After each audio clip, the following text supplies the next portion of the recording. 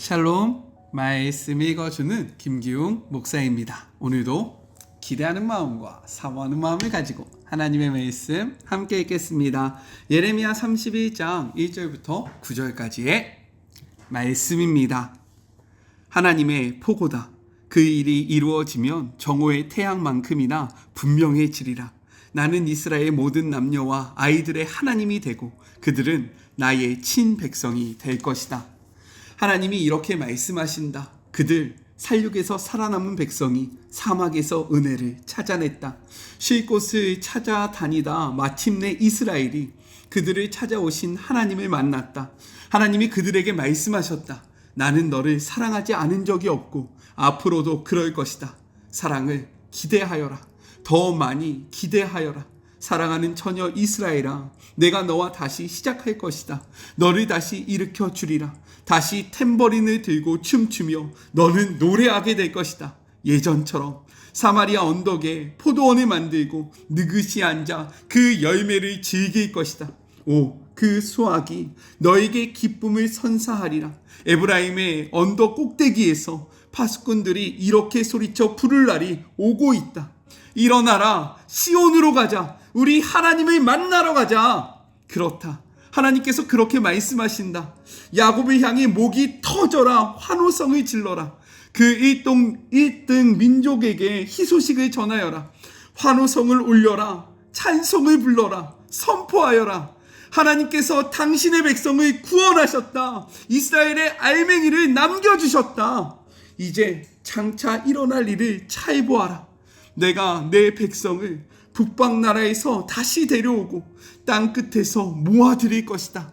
눈먼 자들, 다리 절고 절뚝거리는 자들, 임신한 여인들, 산고가 시작된 임산부까지도 모아 그 거대한 무리를 다 데려올 것이다. 그들을 보아라. 기쁨의 눈물을 흘리며 올 것이다. 내가 친히 그들의 손을 잡고 길잡이가 되어주리라. 물이 흐르는 시냇가로 평탄하게 잘 닦인 길로 인도해 주리라. 그렇다. 나는 이스라엘의 아버지고 에브라임은 나의 맏아들이기 때문이다. 이것은 하나님의 말씀입니다. 오늘 말씀을 통해 두 가지를 함께 생각해 보았으면 좋겠습니다. 먼저 첫 번째, 하나님의 결단에 대해서 이야기하고 있어요. 우리 1절의 말씀을 같이 한번 읽어볼까요? 여호와의 말씀이니라. 그때에 내가 이스라엘의 모든 종족의 하나님이 되고 그들은 내 백성이 되리라 라고 선포하십니다. 이 말씀은 간단하고 평이한 말씀처럼 들려요. 그러나 이 말씀은 이스라엘과 하나님 사이가 과거에 어떠했던지 간에 상관없이 다시 언약 관계가 세워질 것임을 선언하는 매우 중요한 말씀입니다. 옛 언약의 요구사항을 준수하지 못해 심판을 받아 하나님의 곁을 떠나가면서 하나님이 우리를 버리셨단 말인가? 라는 질문을 반복해야 했던 이스라엘에게 이 말씀은요, 그 자체가 복음이었다라는 거예요. 이것을 확증하듯 하나님이 이스라엘을 이렇게 부르십니다. 4절의 말씀이에요. 처녀 이스라엘아, 내가 다시 너를 세우리니 내가 세움을 입을 것이요 내가 다시 소고를 들고 즐거워하는 자들과 함께 춤추며 나오리라 라고 말씀하십니다. 이스라엘이 그동안 온갖 우상들을 섬긴 것을 생각하면 처녀 이스라엘이라는 표현은 맞지 않은 호칭입니다. 그렇지 않습니까? 어떻게 처녀입니까? 가늠한 이스라엘이 오히려 그들에게 맞는 호칭이 아니겠습니까? 하지만 하나님은 말씀하시는 거예요. 나는 너를 처녀 이스라엘이라 부르겠다. 이것이 바로 하나님의 결단입니다. 하나님께서 그렇게 보시겠다라는 거예요. 하나님이 그렇게 생각하시겠다라고 선포하시는 것입니다. 하나님이 이스라엘의 과거를 기억하지 아니하시겠다라고 결단하시면서 말씀하셨다라는 거예요. 그렇기에 가늠한 이스라엘이 처녀 이스라엘로 불릴 수 있는 것입니다. 성경은 우리에게 이렇게 이야기해요. 고린도후서 5장 17절의 말씀입니다. 그런즉 누구든지 그리스도 안에 있으면 새로운 피조물이라. 이전 것은 지나갔으니 보라 새 것이 되었도다 라고 말씀하십니다. 아멘이십니까? 하나님은 우리의 과거에 연연하지 않으시겠다라고 말씀하시는 거예요. 너가 나를 만나기 전에 어떠한 삶을 살았든 나는 그것을 기억하지 않겠다라고 선포하시는 겁니다. 하나님의 관심은요, 하나님을 만난 그 순간부터 오늘에 있다라는 거예요. 그리고 하나님과 함께할 내일을 바라보시지, 우리가 하나님을 떠났던 삶, 하나님 없이 살았던 그 인생은 기억하지 아니하시고 생각하지 아니하시고 바라보지 아니하시겠다라고 결단하며 선포하고 계시는 거예요. 그러니 우리도 과거의 죄악 가운데 머물러 있지 않기를 주님의 이름으로 축복합니다. 그 과거의 죄악된 모습으로부터 벗어나기를 소망해요. 이곳에 함몰되어 있어서 그것으로 인하여 주저하지 않는 우리의 인생이 되었으면 너무나도 좋겠습니다. 그래서 첫 번째 적용입니다. 헤어나오지 못하는 과거의 아픔은 무엇입니까? 이전 것은 지나갔으니 보라 새 것이 되었도다 선언하시는 하나님의 음성을 들으며 과거의 아픔과 상처로부터 일어나는 하루가 되기를 간절히 소망합니다. 둘째, 모두를 구원하시는 하나님에 대해서 이야기하고 있어요. 2절의 말씀입니다. 여호와께서 이같이 말씀하시느니라. 칼에서 벗어난 백성이 광야에서 은혜를 입었나니 곧 내가 이스라엘로 안식을 얻게 하려 갈 때다 라고 말씀하고 있습니다. 이는 과거 이스라엘이 애굽으로부터 나와 광야로 향했듯이 이제는 하나님께서 이스라엘을 바벨론으로부터 나오게 하시겠다라는 선언이에요. 4절의 말씀을 다시 한번 읽어볼까요? 처녀 이스라엘아, 내가 다시 너를 세우리니 내가 세움을 입을 것이요 내가 다시 소고를 들고 즐거워하는 자들과 함께 춤추며 나오리라. 혹시 이 말씀 앞에 기억나는 말씀이 없습니까? 이 말씀은요, 과거 그 애굽을 피해서 나왔을 때 홍해라는 거대한 바다가 기다리고 있고 뒤로는 그 애굽의 병사들이 쫓아올 때 하나님께서 홍해를 가르시지 않습니까? 그 홍해를 가르고 나온 이스라엘 백성들이 미리암을 중심으로 하나님이 찬양하던 모습을 생각나게 합니다. 성경은 이렇게 기록하고 있어요. 출애굽기 15장 20절의 말씀입니다. 아론이 누이 선지자 미리암의 손에 소고를 잡으며 모든 여인도 그를 따라 나오며 소고를 잡고 춤추니 미리암이 그들에게 화답하여 이르되 너희는 여호와를 찬송하라. 그는 높고 영화로우시며 말과 그 탄 자를 바다에 던지셨음이도다 라고 노래하였던 것처럼 이제는 너희가 바벨론으로부터 탈출하게 되어 다시금 나를 이렇게 찬양하게 될 것이다 라고 선포하고 있는 거예요.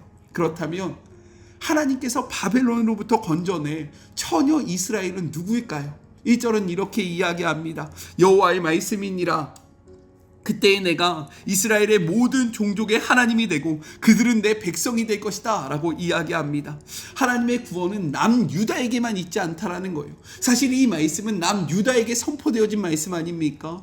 예레미야는 남유다를 중심으로 활동했던 선지자이기 때문인 거예요. 하지만 하나님은요, 모든 이스라엘의 모든 종족의 하나님이 되시겠다라고 선포하고 있는 거예요.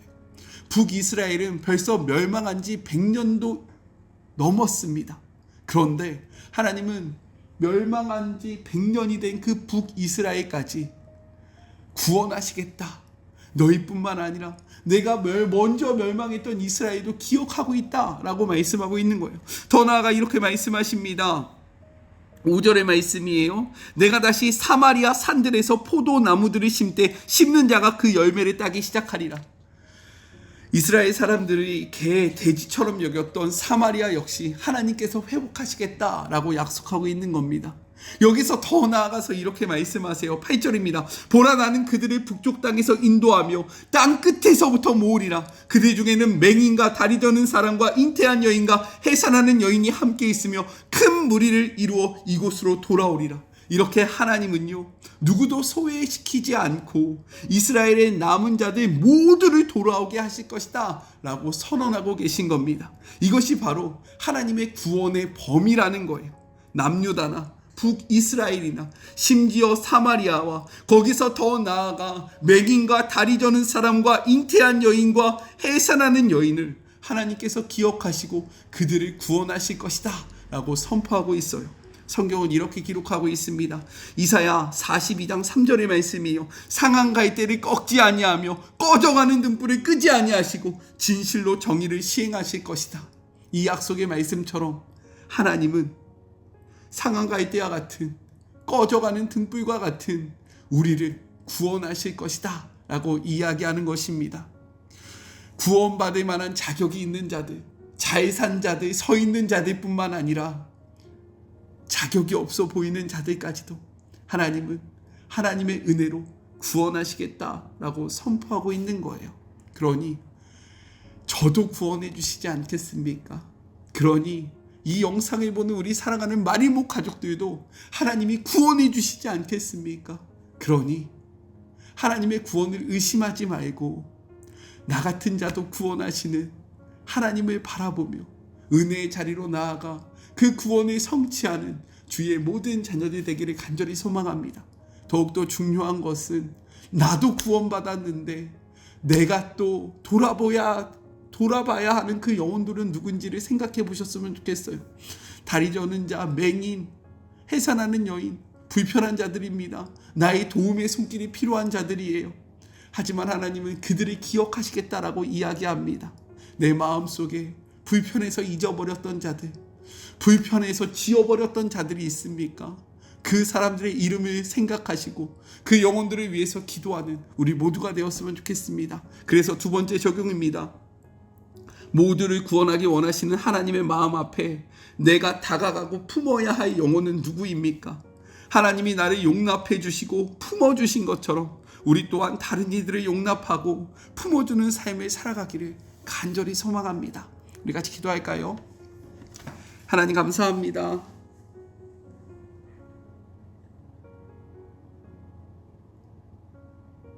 이전 것은 지나갔으니 보라 새 것이 되었도다 라고 말씀하여 주심에 감사합니다.